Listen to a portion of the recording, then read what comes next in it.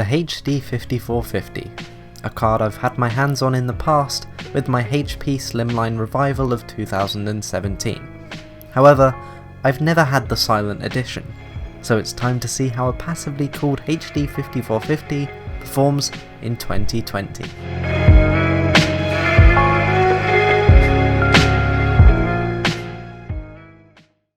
Because I was lucky enough to get this thing in the box, it's time to do an unboxing of this beast. Starting off, we get the card itself, along with an instruction manual, driver disc, and this thing was kept in such good condition, it even came with the low profile bracket, still sealed. The card itself sports a very aesthetically pleasing red PCB, along with the obviously passively cooled heatsink. However, the 1GB of DDR3 VRAM is something that lets this card down slightly. In terms of ports, you have a nice selection of both DVI and HDMI, and even VGA for all you legacy folks out there. Now, while this video is aimed to show how games perform on this card, I'd like you all to keep in mind that ASUS do advertise this as a HTPC friendly card, and nothing else. I am simply curious to see how this card will handle some modern game titles that we throw at it. So, now the card is inside my main rig, running an i5-4590 and 16GB of DDR3, it's time to see how this little card holds up.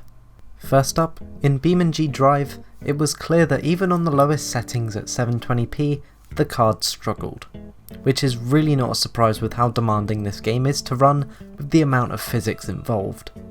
Next, Euro Truck Simulator 2 showed some good performance running at 720p low with an average FPS of 45. ETS is one of those games that hasn't really been bogged down with each update it receives, meaning a lot of the older hardware out there can still run this game with ease. Next, the Counter-Strike Source benchmark running at 1080p high settings.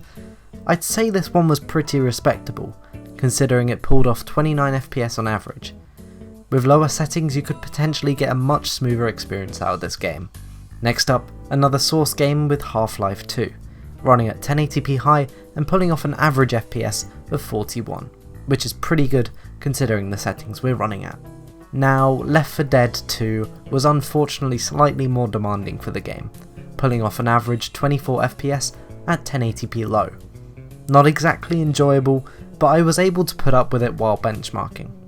Next up we have Project Cars running at 1080p low and pulling off an abysmal 6 FPS on average. Even when bumping it down to 720p, the game was still not exactly what you would call playable.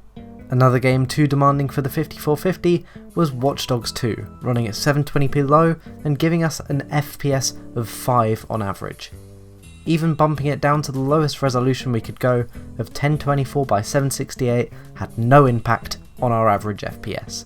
And to finish it off, GTA 5 running at 800x600 at normal or lowest settings.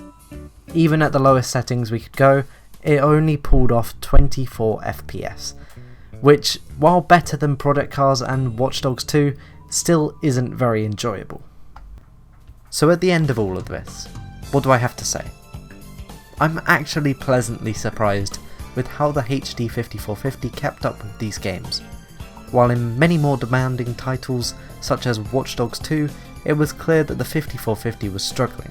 But in other, less demanding games such as Half-Life 2, the card performs superbly and would be a great budget option for those who just want to jump into their older titles.